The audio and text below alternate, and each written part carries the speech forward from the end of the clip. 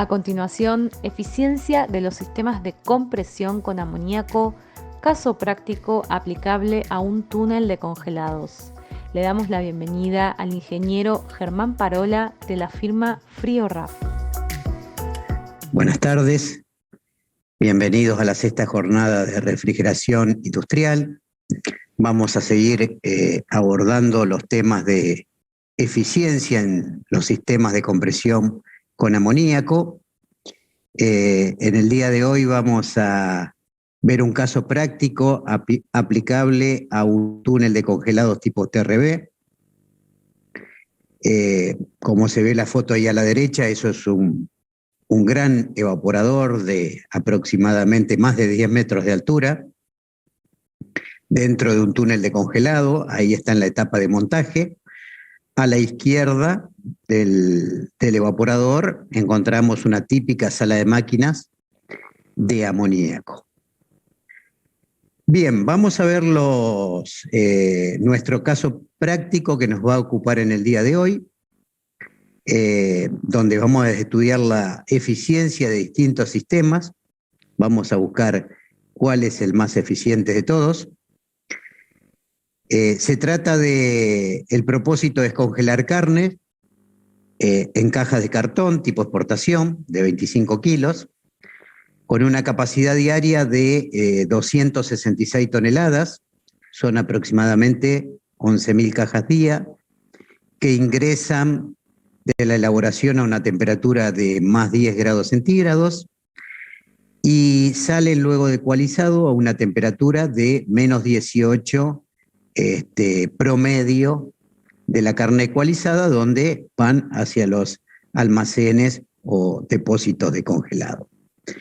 El tiempo de residencia en el túnel puede ser variable, como su nombre lo dice, entre aproximadamente alrededor de las 40 horas hasta un máximo de 48 horas, porque tiene un límite de capacidad estática, digamos, de almacenamiento dentro del túnel.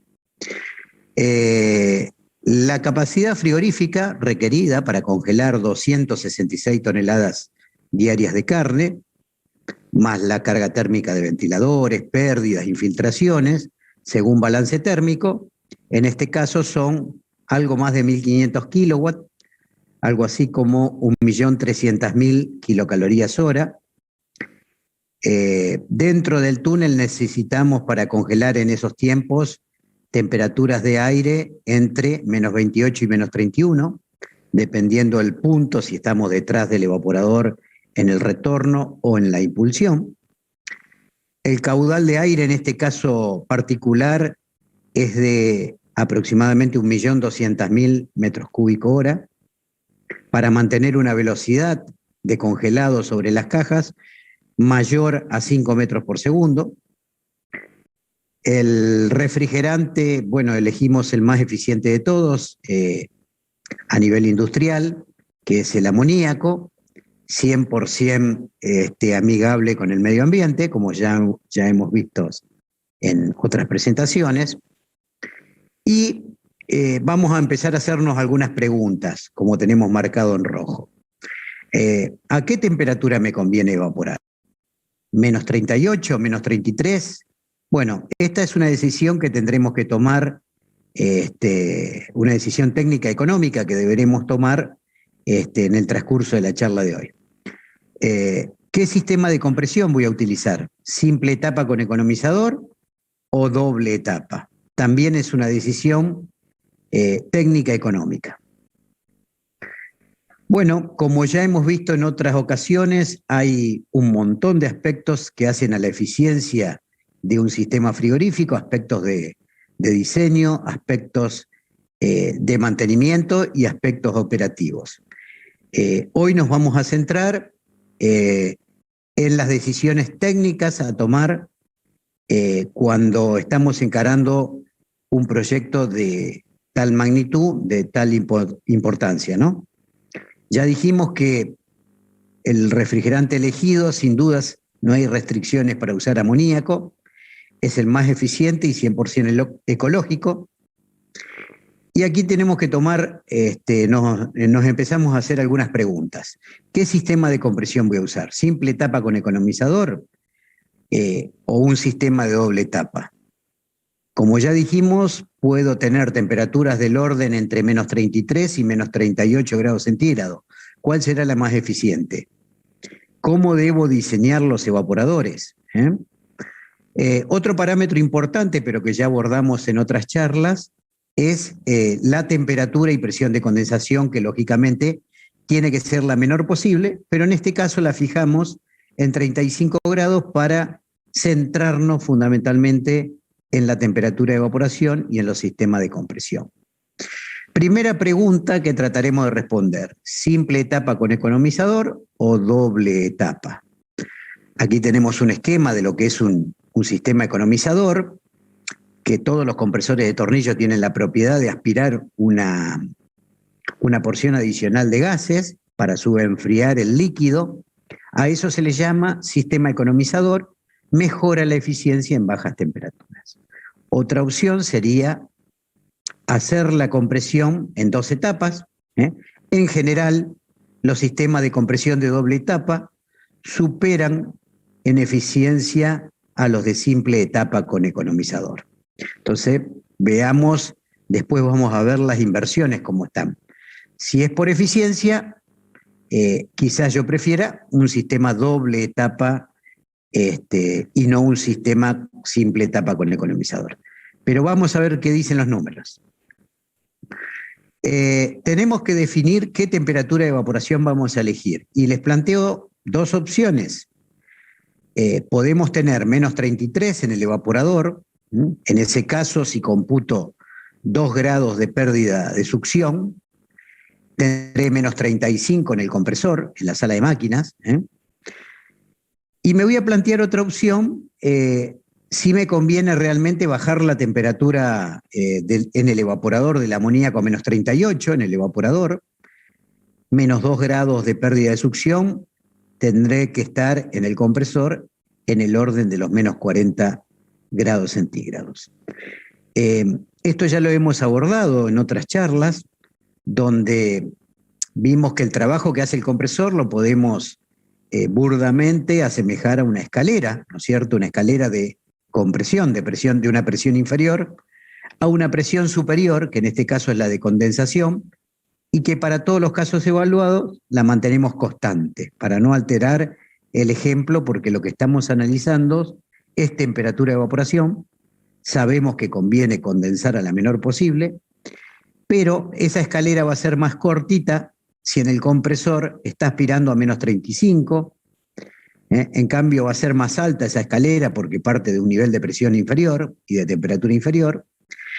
Claramente el menor trabajo va a estar con la escalera más corta, o sea, con los sistemas de compresión de más alta temperatura de evaporación. Entonces, una mayor temperatura de evaporación se traduce en una mayor eficiencia de compresión, menos energía absorbida.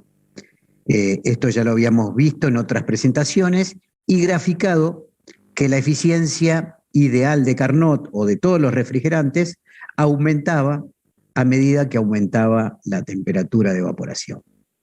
Veamos el diseño de un evaporador. Hay una diferencia en lo que llamamos delta T de aire. No es lo mismo tener menos 38 en el evaporador que menos 33. Estamos hablando de una misma temperatura de aire, cercana a menos 30 grados. Entonces, si yo en mi evaporador tengo menos 38 grados centígrados, hay lo que se llama delta T medio, una forma de calcular la diferencia media de temperatura entre el amoníaco y el aire. En este caso es 8. Y en el caso de evaporar a una mayor temperatura, caso más eficiente, ese delta T se achica, es más pequeño, en este caso es 5. Como el delta T está dividiendo, resulta ser que menores delta T resultan mayor superficie de intercambio, pero como contrapartida, ya lo dijimos, una mayor eficiencia, aunque al ser más grande el evaporador, la inversión va a ser mayor. En contrapartida, si yo estaba evaporando a menos 38, necesito menos superficie de intercambio, evaporador más chico, voy a tener menos eficiencia de compresión y la inversión del evaporador va a ser más pequeña. Como conclusión podemos decir que una mayor temperatura de evaporación aumenta la eficiencia de mi sistema, aunque tengo que invertir en un evaporador de mayor tamaño. Veamos qué conviene, evaluamos los dos sistemas y después tomamos una decisión. Bueno, esa decisión va a tener que ver con la inversión, obviamente, ¿no? No va a ser el único parámetro la inversión, sobre todo la inversión inicial, ¿no es cierto? Aquí les planteo los 4 casos desarrollados en el día de hoy, donde combinamos simple etapa y doble etapa con menos 40 y menos 35, lo que resulta 4 casos. El caso 1, simple etapa con economizador evaporando a menos 40 en el compresor, menos 38 en el evaporador. Caso 2, doble etapa a menos 40 también en la sala de máquina, menos 38 en el evaporador. Un sistema de simple etapa con una mayor temperatura de evaporación, más alto, la escalera más corta, pero simple etapa. Y lo mismo con doble etapa a menos 35 en la sala de máquina. Bueno, he calculado, hemos costeado los equipos para cada una de las alternativas, la 1, la 2, la 3 y la 4, resultando que la inversión inicial en sala de máquina es mayor para estos dos primeros. Las mayores inversiones las marqué en rojo, las menores inversiones en verde. Caso 2 tiene la mayor inversión con $1.165.000, precios en dólares estadounidenses, sin incluir costo financiero, digamos, y tampoco IVA. La segunda mayor inversión, $1.052.000, caso 1. La tercera mayor inversión, o entre las dos mejores inversiones, un sistema de doble etapa, donde es $1.034.000, y la más económica es un sistema simple etapa, evaporando a menos 35. Eso es en el equipamiento de sala de máquina. A eso debo sumarle la inversión de los evaporadores. En contrapartida, dijimos que en el caso de los evaporadores eran más pequeños para el sistema de menos 40, en este caso $258.000, y si yo levanto la temperatura de evaporación, necesito evaporadores de mayor tamaño y más costosos, por eso están en rojo, $414.000. Sumo los valores de sala de máquina y de evaporadores y tengo la inversión total, sala de máquina más evaporadores en dólares estadounidenses. Tenemos inversiones que van desde el 1.300.000 al 1.450.000. Hay una diferencia de $140.000. Entonces, obvia la tentación de este señor que hace las veces de comprador, por eso el changuito de supermercado, pero bueno, tiene una decisión un poco más de mayor responsabilidad, de bastante dinero, y es lógico pensar que ante una diferencia de $140.000, si le pasaron, no ve diferencias técnicas, a la vista por lo menos, obviamente confía en sus 3 ofertas que solicitó, y la tentación es elegir la más barata, ¿no es cierto? O de las 4 ofertas que tiene, elegimos la más barata, es la tentación natural de este señor el comprador. Por otro lado, estarán los ingenieros que lo verán de otra óptica y a lo mejor pueden desconfiar un poco o no de la inversión más económica y se están preguntando cuáles serán los costos operativos. Bueno, como se imaginarán, no siempre la inversión inicial es lo más importante, ¿no? Y como se suele decir, Hay un dicho que dice que lo barato sale caro, ¿no?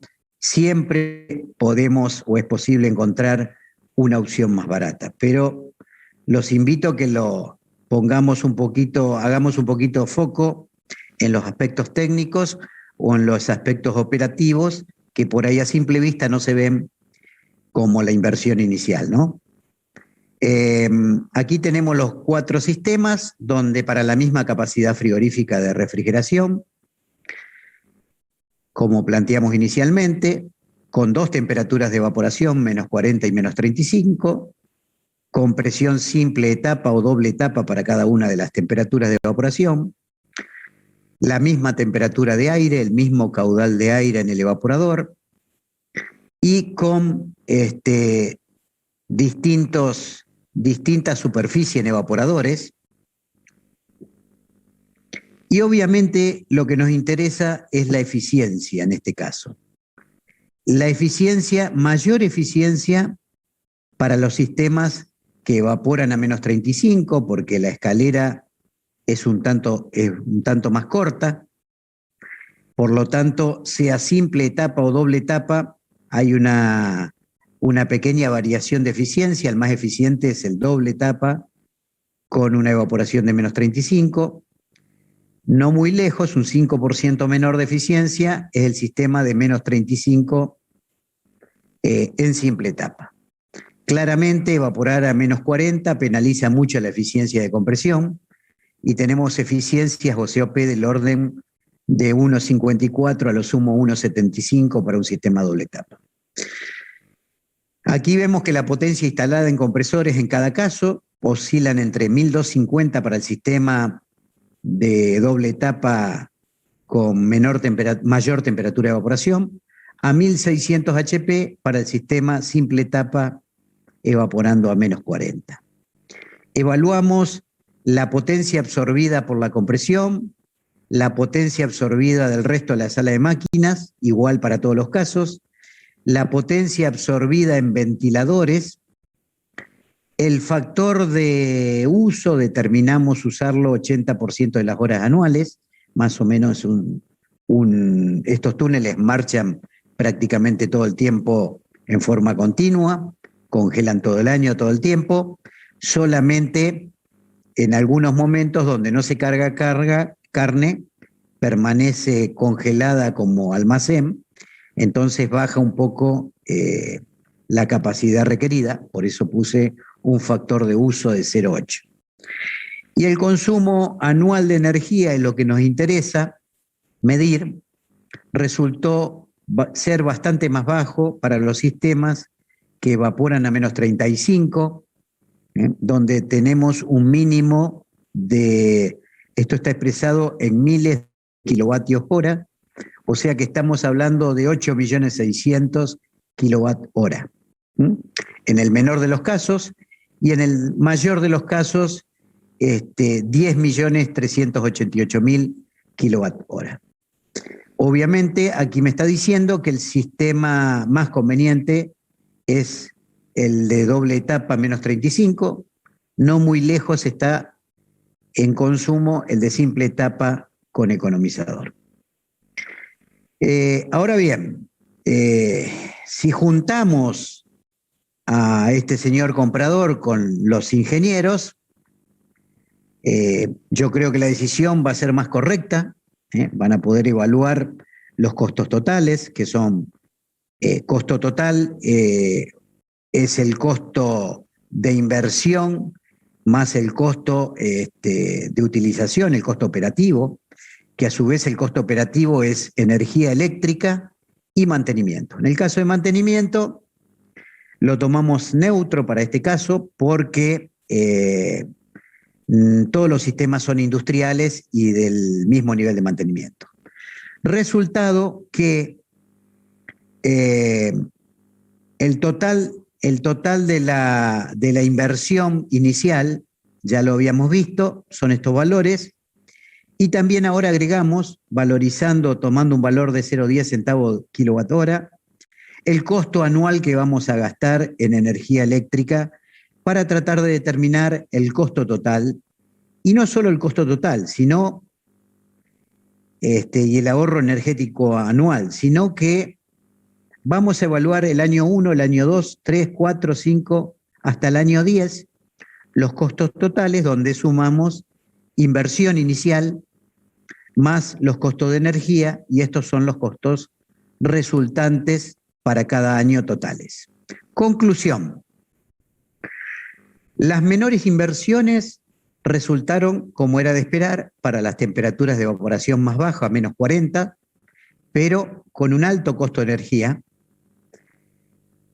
A los 2 años, en verde tenemos los valores más favorables, por eso la menor inversión es la de menos 40 en simple etapa, pero en general es la de mayor costo operativo. A partir del año 1 ya nomás pago más cara la inversión porque pago mucha energía. Los primeros 2 años, año 1 y año 2, el resultado total o el menor valor total resultan para un sistema de simple etapa evaporando a menos 35, y a partir del tercer año, a partir de los 3 años, un sistema doble etapa evaporando a menos 35 resultan de menores costos totales. Fíjense que a lo largo de 10 años podemos tener diferencias de más de $1.600.000 entre extremos, la más económica y la más cara, ¿no? Pese a que habíamos invertido $140.000 más, pero a lo largo de 10 años nos encontramos con diferencias energéticas muy importantes, del orden de $1.600.000. Aquí está mostrado para terminar en un gráfico final donde cada barrita es la alternativa 1, 2, 3 y 4 a lo largo de los 10 años de uso. El costo operativo va creciendo y le va acumulando al costo de inversión, resultando el caso 1 el menos conveniente como costo total, donde tenemos casi $12 millones, 11.600.000, algo así era. Y el más económico, a lo largo de 10 años, estábamos apenas por arriba de los $10 millones. Bueno, creo que no siempre los costos energéticos están a la vista, sino que los costos a la vista más visibles son los que están en el papel de la inversión inicial, ¿no? Por eso es importante que a la hora de decidir por un proyecto de tal magnitud, tengamos en cuenta los costos totales. Costo de energía y costo de mantenimiento, que en general son los mayores costos y están ocultos. Bueno, muchas gracias por acompañarnos. Hasta la próxima.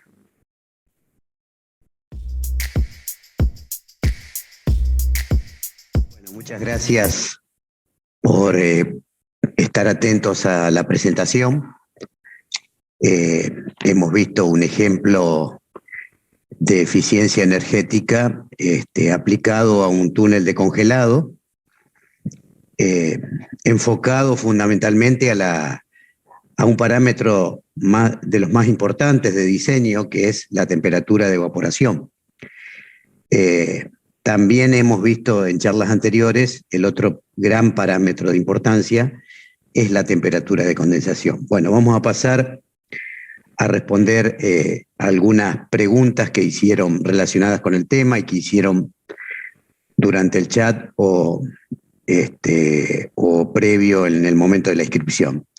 Después, al final, nos vemos, voy a repasar el chat a ver si quedó alguna para la mesa redonda. Me preguntan, ¿cuál es la forma más eficiente de llevar a cabo la refrigeración? Bueno, en primer lugar, haciendo repaso de los conceptos de eficiencia, es la elección del mejor refrigerante. Ya dimos por sentado que el mejor refrigerante o el más eficiente es el amoníaco. ¿Por qué? Porque tiene mejores propiedades termodinámicas en cuanto a COP, calor de evaporación, digamos, el de más alto calor de evaporación. Entonces, ¿cuándo usar amoníaco y cuándo no? Yo diría usarlo siempre que sea posible y que no haya restricciones. ¿Cuáles son las ventajas? Me preguntan también del amoníaco. Bueno, el amoníaco es uno de los mejores refrigerantes naturales, como también lo es el dióxido de carbono o lo son los hidrocarburos. Entonces, hay una vuelta a lo natural por cuestiones ecológicas, porque hay un cero impacto al medio ambiente del amoníaco. Es una razón muy importante de por qué usar amoníaco, no solo que no afecta a la capa de ozono, sino que cero aporta al calentamiento global. Y además una cuestión de eficiencia energética, ahorro energético, ¿no? ¿Cuál es el problema del amoníaco? Que es tóxico. Entonces, ahí vamos, o ahí está enfocada la refrigeración, las nuevas tendencias en el mundo, digamos, hacer sistemas de menores cargas de amoníaco, sistemas más seguros o operar el amoníaco de forma segura. Otro tips de la forma más eficiente de llevar a cabo la refrigeración, bueno, ya hablamos de la evaporación, de la condensación. Me preguntan también si es conveniente usar variadores de frecuencia. La tecnología, siempre que se sepa para qué la usamos y cómo aplicarla, es buena, pero, por ejemplo, no tiene mucho sentido. Sabemos que el compresor de tornillos es eficiente trabajando al 100% y es ineficiente modulando o a capacidades reducidas, sobre todo cuando opera con la válvula de corredera de capacidad de bypass. El variador de frecuencia es útil a cargas parciales en un determinado rango de aplicación, mínimo entre 25 y 30 Hz, máximo 60 Hz, son límites de uso práctico, pero usarlo por usarlo no tiene sentido, digamos. Si mi compresor va a estar, mi instalación va a estar a baja carga durante muy pocos periodos de muy pocas horas al año, entonces no tiene sentido usar un variador de frecuencia o un variador de velocidad. Sí, mi instalación durante largos periodos va a ser usada a baja carga.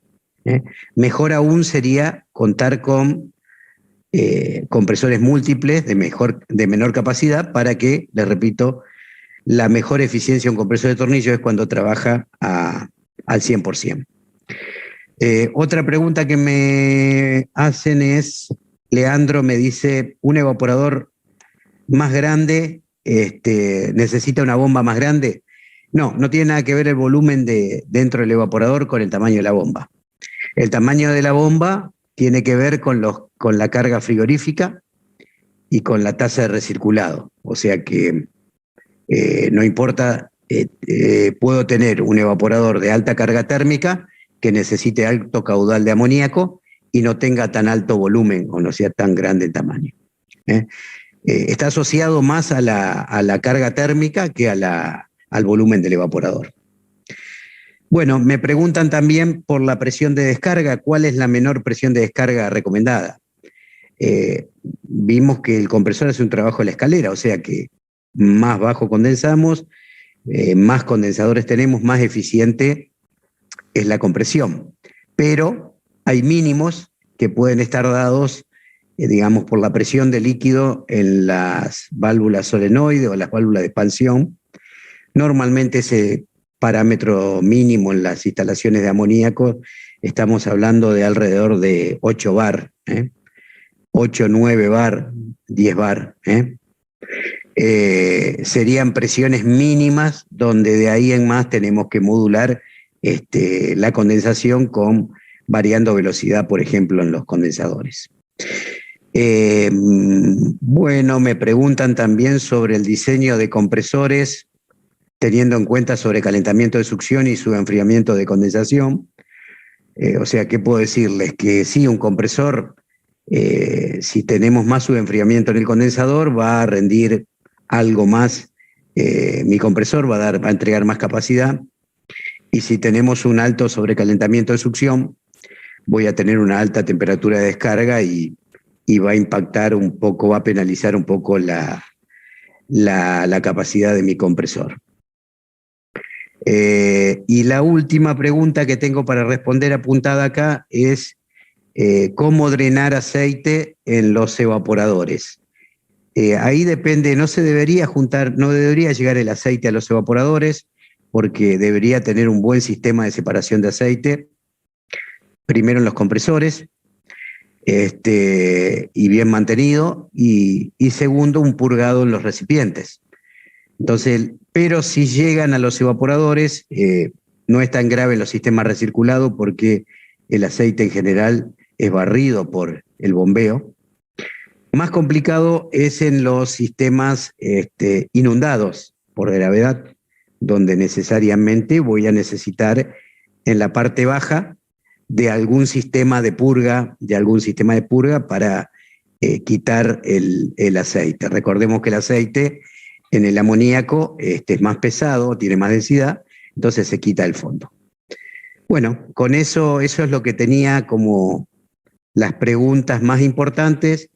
Voy a repasar, si queda alguna otra o está en el chat, la vemos en la mesa redonda. Bueno, muchas gracias.